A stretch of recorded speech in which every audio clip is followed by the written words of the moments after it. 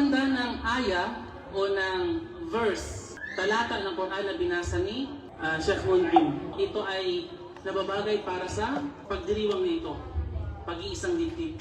Sinabi ni Allah subhanahu wa ta'ala sa malulhating Quran, wa min ayatihi an khalaqa lakum min anfusikum azwaja. Sinabi ni Allah, kabilang sa kanyang mga tanda, sa kanyang mga palatandaan, na siya ay lumikha mula sa inyo ng inyong mga asawa. Galing mismo sa inyong mga sarili. Sa anong dahilan? Litaskunu ilayha. Nang sa ganoon ay inyong makamtan, makuha ang kapanatagan ng sarili. Kapag ang Allah subhanahu wa ta'ala ay nagbigay siya ng paalala, mensahe, panaging inuuna niyo yung pinakamahalaga papunta sa mas mababa. Sinabi ng Allah subhanahu wa ta'ala, pinakaunang dahilan kung bakit tayo mag-aasawa, tayo hahanap ng magiging kapartner sa ating buhay ay litaskunu ilayha. Upang mahanap ninyo ang kapanatagan doon sa inyong mapapangasawa. Anong pangalawa? Anong kasunod? وَجَعَلَ بَيْنَكُمْ مَوَدَّةً وَرَحْمَةً. Ikadalawa lamang ang pag-ibig, yung tinatawag nating love. Pagkasunod ay ang mercy o habag. So, sa Islam, maaaring alam natin itong lahat, lalo sa mga born Muslim, na marami ang nag-aasawa na kung saan ay hindi sapat yung oras upang magkakilala talaga sila. Ano ang dahilan ng mga girlfriend o boyfriend ng karamihan sa mga kabataan? Sinasabi nila upang magkakilala sila.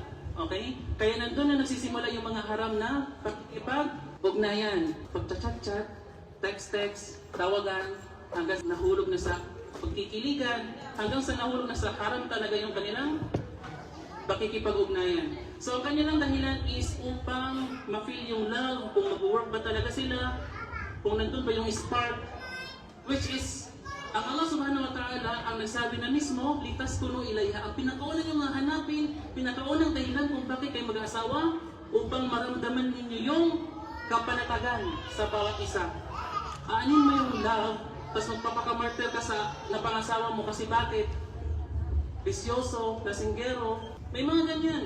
Dahil sobrang love niyo yung lalaki, o di kaya sobrang love niyo yung babae, kahit toxic na yung relationship nila, nananatili pa rin doon.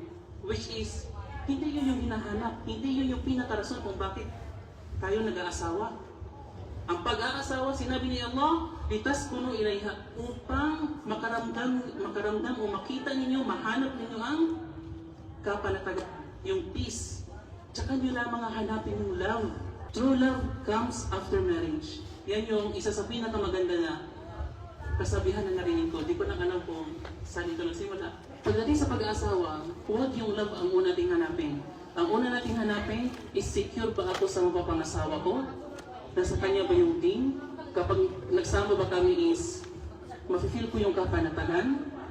Yun ang hahanapin natin. Sabi nga ni Allah subhanahu wa ta'ala, o min ayatihi an khalaqa lakum min anfusikum azwaja. Nilikha niya ang ating mga pangasawa mula mismo sa ating mga sarili. Litaskunu ilayha upang maramdaman natin ang kapanatagan. Wa ja'ala bainakum mawaddatan wa rahmah. At ibinigay niya sa inyo ang pagmamahalan at ang habag.